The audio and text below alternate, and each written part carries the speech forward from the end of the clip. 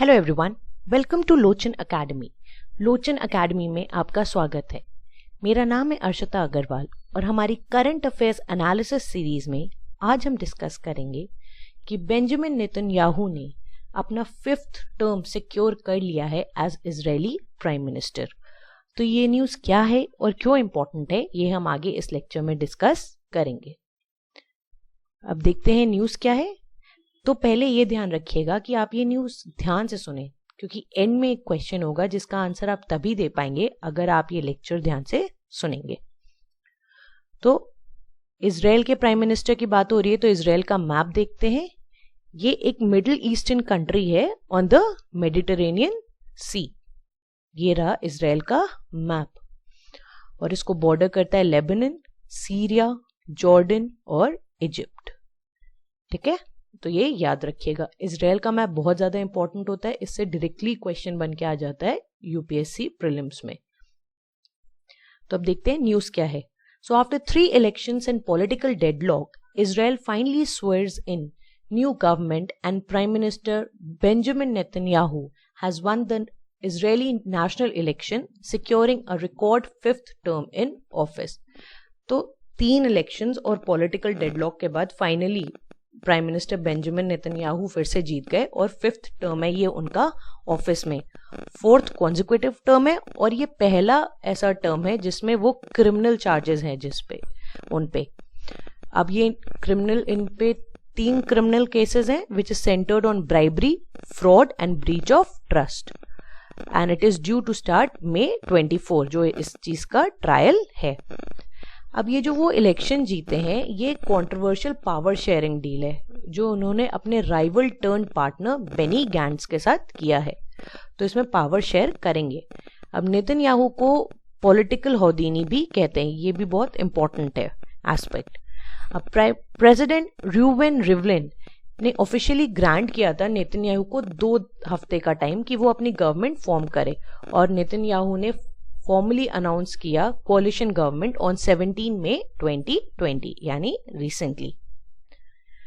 ठीक है, नेतन्याहू ने कहा बेनी गैंट्स है उनके लिए, Benny we worked well together during Operation Protective Edge, me as prime minister and you as chief of staff, and I am sure we will work well together in this new government serving all of Israel's citizens.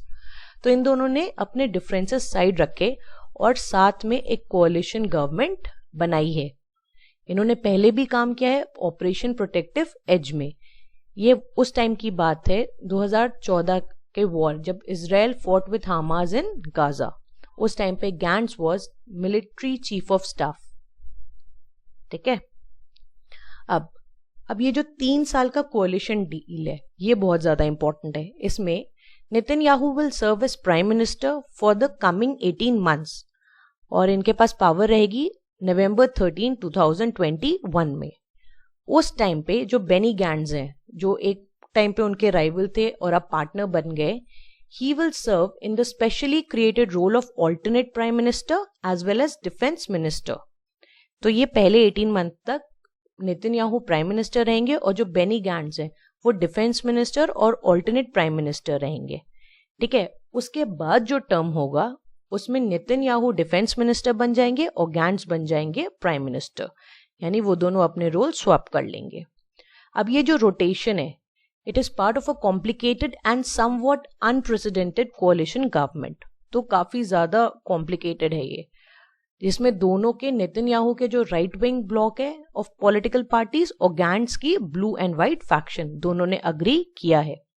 Now under the D both leaders will be responsible for the ministers from his own faction and have the power to veto certain government decisions made by the other side. तो दोनों के पास veto power भी है और वो जो अपने मिनिस्टर्स हैं उसके लिए रिस्पॉन्सिबल होंगे।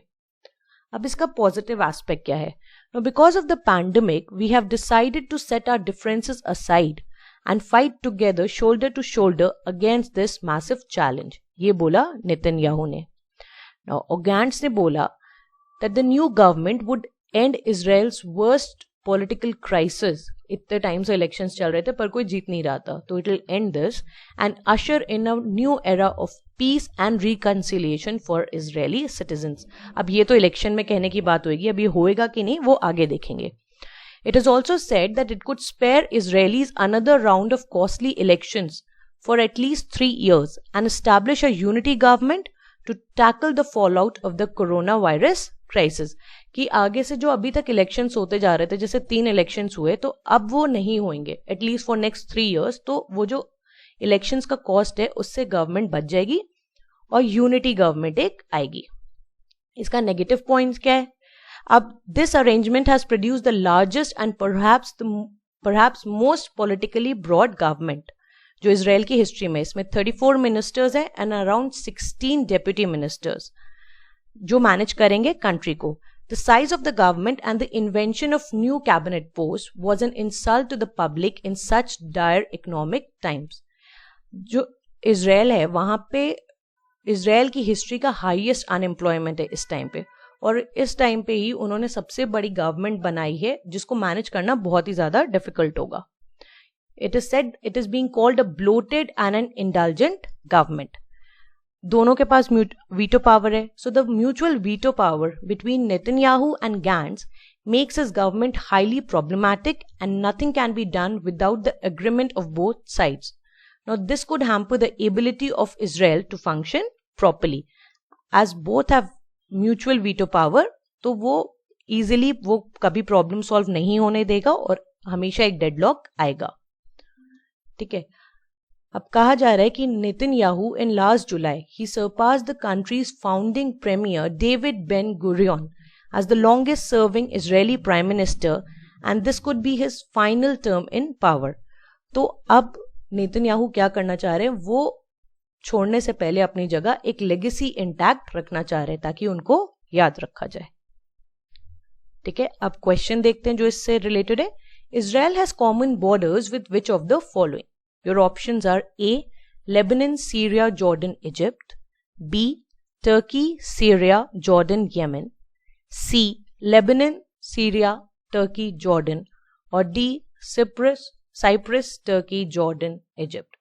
तो इनमें से कौन सा ऑप्शन करेक्ट है वो आप कमेंट सेक्शन में बताइए। So this was all about this lecture. If you like the video, hit the like button and don't forget to subscribe to the channel. So we'll be meeting again with a new topic. Thank you so much.